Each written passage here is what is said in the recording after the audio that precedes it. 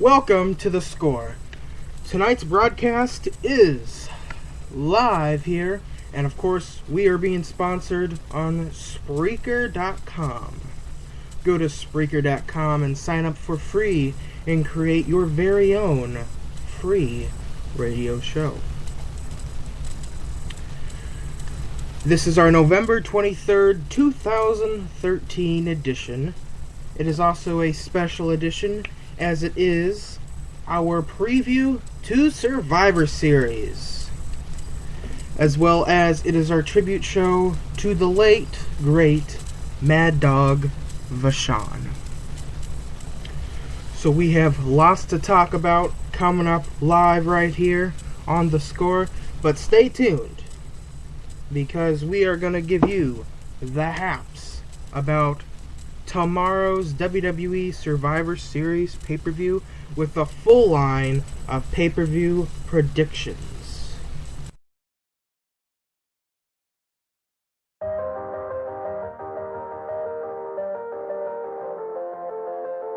The one night that we wait for, when it's all put on the line.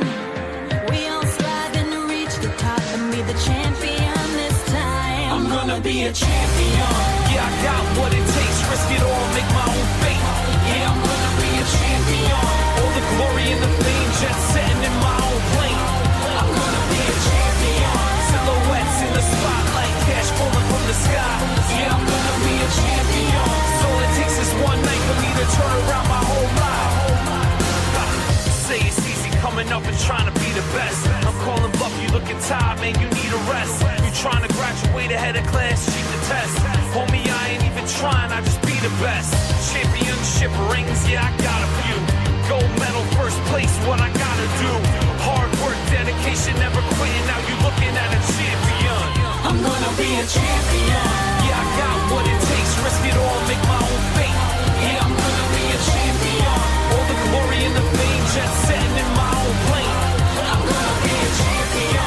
Silhouettes in the spotlight, cash falling from the sky. Yeah, I'm gonna be a champion. So all it takes is one night for me to turn around my whole life. I'm gonna be a champion. Yeah, I'm gonna be a champion.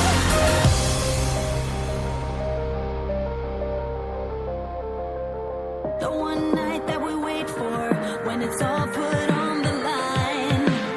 We all striving to reach the top and be the champion this time. I'm gonna be a champion. Yeah, I got what it takes, risk it all, make my own fate. Yeah, I'm gonna be a champion. All the glory and the fame, jet setting in my own plane. I'm gonna be a champion. Silhouettes in the spotlight, cash falling from the sky.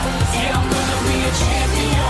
So all it takes is one night for me to turn around my whole life.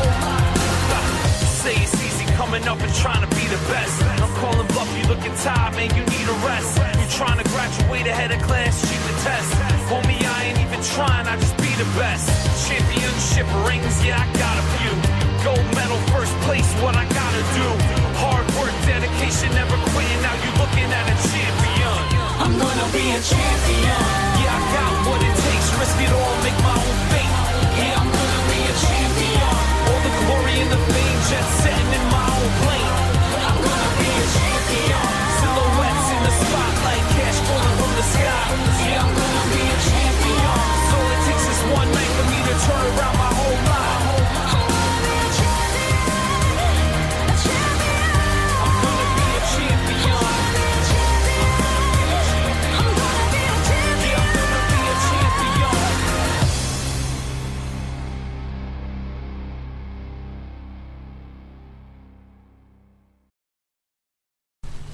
Well, welcome back to The Score. It is now time to talk about this week's hot news with the Ringside Report. And of course, we kick off with our tribute to Mad Dog Vachon, a pro wrestler who dies at the age of 84. Mad Dog Vachon was a Canadian-born wrestler whose long career and ferocious persona earned him a place in World Wrestling Entertainment's Hall of Fame. He died Thursday at his home in Omaha, Nebraska. Like I said, he was 84 years old. His death was confirmed by Yves Therault, the director of the 2009 documentary about Vachon. Vachon originally wrestled as an amateur for more than 40 years. A growling, gap-toothed, tough guy in the ring. He said once he had done everything he could to make people hate him, but it had failed miserably. And obviously, this is bringing about how, he tried to become one of the biggest and baddest heels of all time. People just wouldn't buy it. They loved him. They just loved him too much. They wouldn't accept him as a heel. He retired from the WWE. Back then it was known as the World Wrestling Federation. He retired in 1986. But he did appear at the WWF's pay-per-view event in 1996, at which he provided the audience with a memorable bit of showmanship. And Vachon, as you know, back in 1987, he was hit by a hit-and-run accident, lost his leg, and had terrible health issues. And as you know, it didn't stop him. He was a tough man. He moved on. He even made special appearances for the WWF back in the mid to late 90s as well.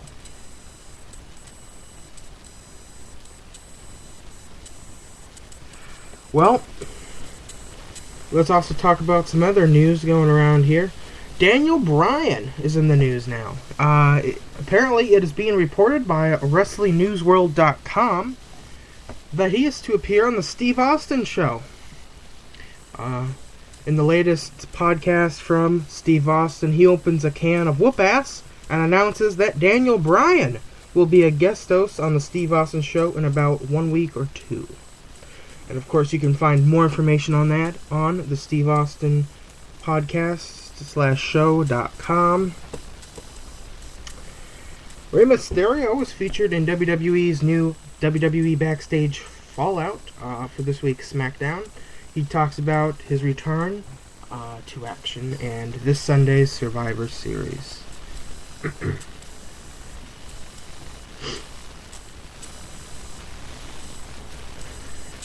We have a featured story we'd like to share now. It is analyzing the pros and cons of a potential free WrestleMania on the WWE Network.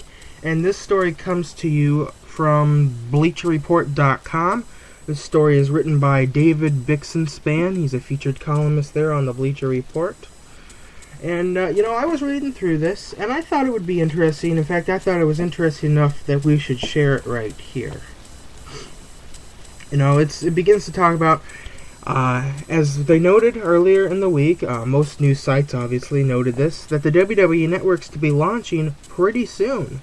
While WWE insists no launch date has been set, various signs point to it starting in February. And as you know, WWE Classics On Demand folds on January 1st, 2014.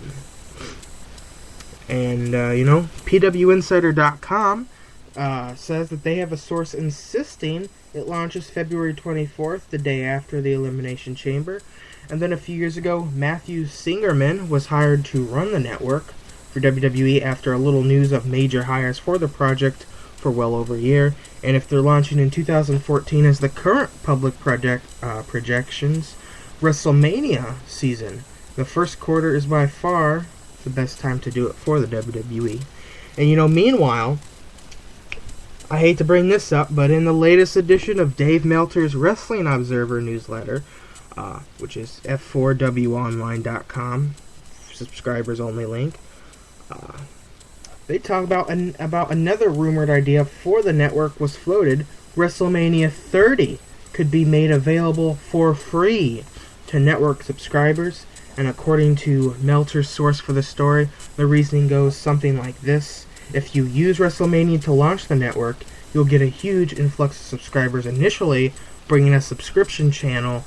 Customers will enjoy the other programming, including other monthly pay-per-views, enough that they won't bother to cancel their subscriptions or won't consider it in the first place.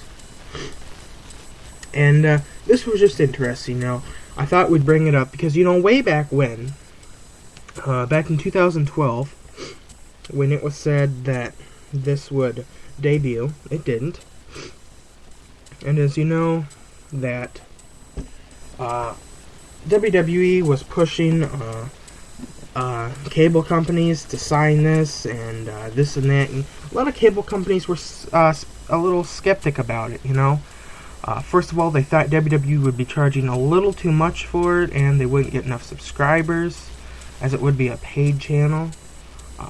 And this really could actually help fit in with the WrestleMania season because, WWE charges about $60 for standard definition pay-per-view for this, and to get the good quality, which is HD, you have to pay $70.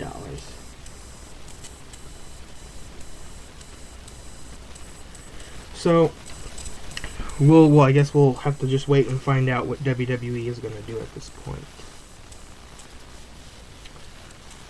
Our next story, talking about SmackDown now. As you know, there was a match cut from SmackDown. If you've seen the spoilers, you know that there was supposed to be another match on there, and of course, when you watched it last night on Friday Night Sci-Fi, that match didn't air. Well, we are announcing that WWE has announced that the Primetime Players versus the 3MB at Tuesday SmackDown taping, it wasn't included in this week's broadcast. Instead, the bout aired as a WWE.com exclusive where 3MB dressed as the Fabulous Thunderbirds. And also, Big E Langston's in the news. Besides becoming the new Intercontinental Champion, the journey of Big E is on WWE.com and WWE's official YouTube page. It's about 4-minute video. It talks about Big E Langston's incredible journey to get where he is today. Our next story is about Jim Ross and WrestleMania 30 week. And Jim Ross actually posted a new blog entry this past Friday on his official website. In it, he wrote that he's looking to hold a JR show or two in New Orleans during WrestleMania 30 week. He also addressed the passing of Mad Dog Vachon, among other things. And of course, you can go to Jim Ross's official website to read that entry. Cody Rhodes is in the news now. Cody Rhodes says he paid to have the white Intercontinental title belt recreated. According to this report by WrestlingNewsWorld.com, Cody Rhodes told Chad Dukes that he paid to have the white WWE Intercontinental Championship belt recreated. He said he was refunded, urging heavily refunded, but that he was happy to see it still in existence.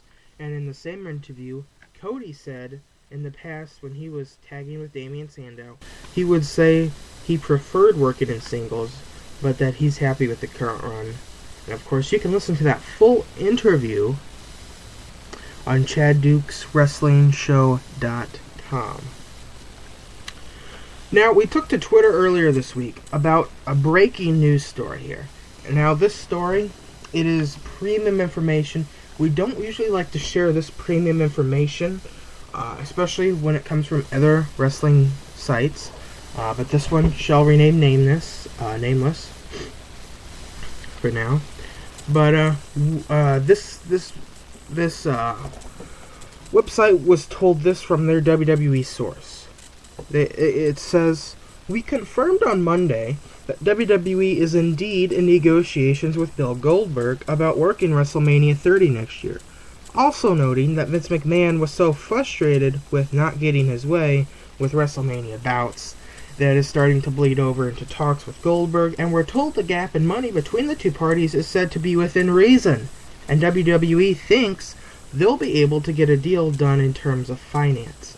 However, there are issues on the creative end. While some people will think Bill wouldn't want to lose, we're told that's not the issue. Goldberg wants a lot of money, but nothing considered to be outrageous.